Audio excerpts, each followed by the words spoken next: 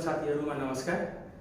लोकसेवा तयारी गरेर बसिराख्नुभएका सम्पूर्ण विद्यार्थी साथीहरुलाई ध्यानमा राखेर अपडेट लोकसेवा गन्तव्य युट्युब च्यानल मार्फत हामीले आईक्यू सँग सम्बन्धित विभिन्न ट्रिकहरु लिएर उपस्थित भइराखेका छौं र गत केही दिनदेखि हामीले आईक्यू सँग सम्बन्धित विभिन्न क्वेशनहरु लिएर उपस्थित भएका छौं र हामीले धेरै भिडियोहरु हाम्रो युट्युब मार्फत हजुरहरुलाई राखिसकेको कुरा जानकारी गराउन चाहन्छौं र यस्तै क्रममा आज हामीले प्रतिशतसँग सम्बन्धित यस्ता क्वेशनहरु लोकसेवाको नासु खरिदार र अधिकृतसम्म अर्थात शिक्षक सेवातर्फ पनि सोधिरहेको अवस्था छ, जसलाई हामीले यहाँ यसरी हामीले कसरी सजिलो ट्रिकले सजिलो आइडियाले छिटै हामीले समाधान गर्न सक्छौं भन्ने कुरालाई हामीले हेर्ने छौं, जसले हामीले आज उपस्थित भइसकेका छौं प्रतिशतसँग सम्बन्धित पार्ट 1 मा जुन यो विगतमा सोधेका क्वेशनहरु रहेको देखिन्छ यहाँबाट।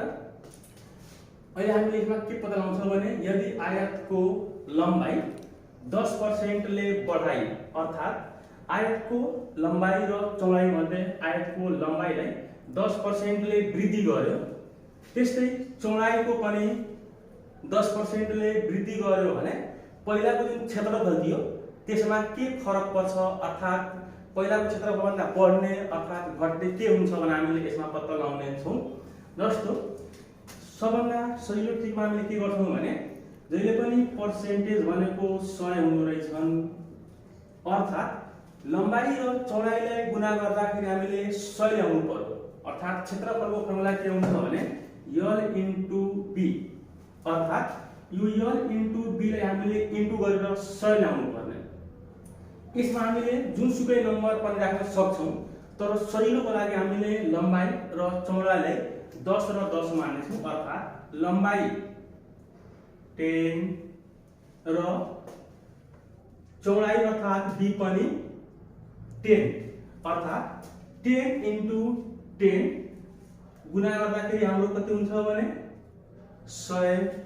अब यो भनेको छ लम्बाईलाई 10% ले बढाई, लम्बाईको यानी कि 10 को 10% भनेको 1 अर्थात अहिलेको लम्बाई कति हुने भयो त 10% ले बढ्यो अर्थात 10 मा 1 जोडे हामीले 11 हुनेछ। त्यस्तै चौडाई अर्थात ब्रेथमा पनि 10% ले वृद्धि अर्थात हामीले ब्रेथ पनि कति मानेका थियौं त 10 मानेका थियौं, अहिले ब्रेथ कति हुन्छ त 10% ले वृद्धि भई अर्थात 1 ले बढ्ने भएर हाम्रो यो पनि 10 + 1 यानी कि 11 हुन्छ। जस्तो हामीले लम्बाई इन्टु चौडाई गुणा गरेर हामीले यहाँ 100 लेखेका छौं भने त्यस्तै हामीले लम्बाई इन्टु चौडाई अब बढिसके पछाडीको कति हुन्छ भने 11 इन्टु 11 गर्दा 121 हुन्छन् अर्थात पहिलेको लम्बाई 10 चौडाई 10 भन्दा हामीले 10 इन्टु 10 गर्दा 100, अहिले बढिसके पछाडीको 11 इन्टु 11 अर्थात लम्बाई पनि 10% ले वृद्धि भएर 1 बढेर 11 हुने भयो। त्यस्तै चौडाई 10% ले बढेर यानी कि 10 मा 1 बढ्ने भयो, 10 को 10% भनेको 1 अर्थात 10 मा 1 जोड्दा 11 र यो 11 इन्टु 11 गर्दाखेरि 121 आउँछन् अर्थात पहिलेको हाम्रो क्षेत्रफल 100 रहेको छ भने अहिले कति भयो त 121 अर्थात यो 121 बाट यो 100 हामीले के गर्छौं माइनस गर्छौं अर्थात 21 के भयो त बढ्ने भयो। यसरी यो 21% ले के हुन्छ त वृद्धि हुन्छ अर्थात पहिलेको क्षेत्रफल जति थियो त्यसमा लम्बाई 10% र चौडाई पनि 10% ले बढाइयो भने समग्रमा पहिलेको क्षेत्रफल भन्दा 21% ले वृद्धि हुने देखियो। यस्तै क्वेशनमा हामीले यो लम्बाई 10% ले बढाएको र हामीले चौडाई यहाँ पनि बढाउन भनेका छौं, तर घटाउँदा पनि के गर्ने भन्ने क्वेशनमा पनि आउन सक्छ। अब हामीले यही तरिकाले अर्को क्वेशन हेर्ने छौं। यदि आयतको लम्बाई 10% ले बढाई आयतको चौडाई 10% ले घटाउँदा भन्यो भने के गर्ने त भन्ने क्वेशन आउँछ। यहाँ आयतको लम्बाई 10% ले बढाउनु भयो अर्थात 10% को 10% गर्दा 1 बढ्छ अर्थात 11 भयो। अब यहाँ के भनेको छ 10% ले घटाउँदा यानी कि चौडाई 10% ले घटाउनु भयो भने पहिला 10 थियो, 10 को 10% भनेको 1 अर्थात 1 कम हुने भयो भनेको घटाउँदा भनेको ठाउँमा के गर्छौं भने माइनस गर्छौं अर्थात 10 बाट 1 घट्ने भयो भने कति हुन्छ भने 9 हुँदो रहेछ। यसको हामीले के गर्छौँ त अब इन्टु गर्छौँ। 10 × 10 भनेको 100 नै हुने भयो र यो 11 × 9 गर्दा हामीले 99 अर्थात् यो भन्दा पहिलो हाम्रो के थियो भने 121 थियो। 121 बाट हामीले 100 माइनस गरेको अनि अहिलेको बढेको थियो। तर यो कन्डिसनमा के आयो भने पहिलाको हामीले 100 र अहिलेको 99 अर्थात् यो 100 बाट हामीले 99 माइनस गर्छौं भने ओन्ली 1% ले आउँछ। अब यो 1% के हो भने पहिला 100 थियो, अहिले के भयो त 99 अर्थात् 1 ले के भयो त घटी हुने भयो। अर्थात् अहिले के हुन्छ भने 1% ले के हुन्छ त कमी आउँछन् भनेको पहिलेको भन्दा के हुन्छ भने 1% ले कमी आउने देखियो। यस्तै हामीले अर्को तरिकाले पनि गर्न सक्छौं। जस्तो हेर्नुस्, यदि आयतको लम्बाई अब 10 छैन अब 20 राखौं, 20% ले बढाई आयतको चौडाई यदि 10% ले घटाउँछ भने क्षेत्रफलमा के फरक पर्छ भन्ने क्वेशन पनि दिन सक्छ।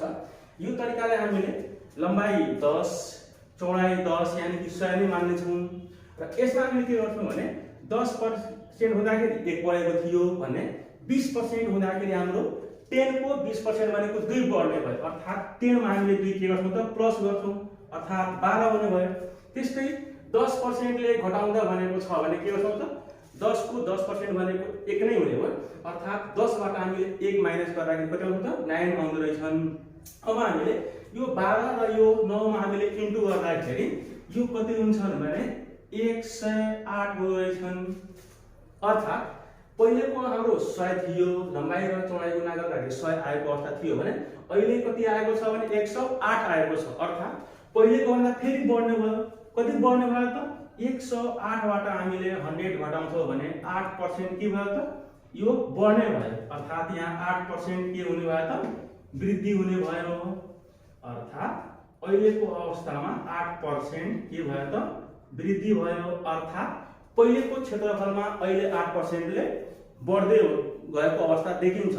यस्तै हामीले यहाँ 20 नराखेर 30 यहाँ हामीले बढाउँदा घटाउँदा अर्थात् यसमा के बुझ्नुपर्ने अवस्था आयो भने आयतको लम्बाई बढाउँदा भने हामीले प्लस गर्ने हो र घटाउँदा भनेको अवस्था छ भने हामीले माइनस गर्छौं र माइनस गरेर हामीले पहिला जस्तै लम्बाई र चौडाई गुणा गर्दा आयतको क्षेत्रफल आउने भएकोले हामीले के गर्छौं भने गुणा गर्छौं।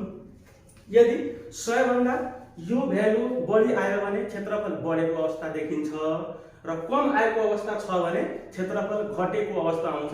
यसरी हामीले यस्ता क्वेशनहरु सजिलै सोल्भ गर्न सक्नेछौं। हस्त हाम्रो यो भिडियोहरु हजुरलाई कस्तो लाग्यो, राम्रो लागेको छ भने प्लिज लाइक गर्नुस्, शेयर गर्नुस्, कमेन्ट गर्नुस् ताकि हामी फेरि अर्को भिडियो तपाईलाई लिएर आउँछौं। हस्त धन्यवाद।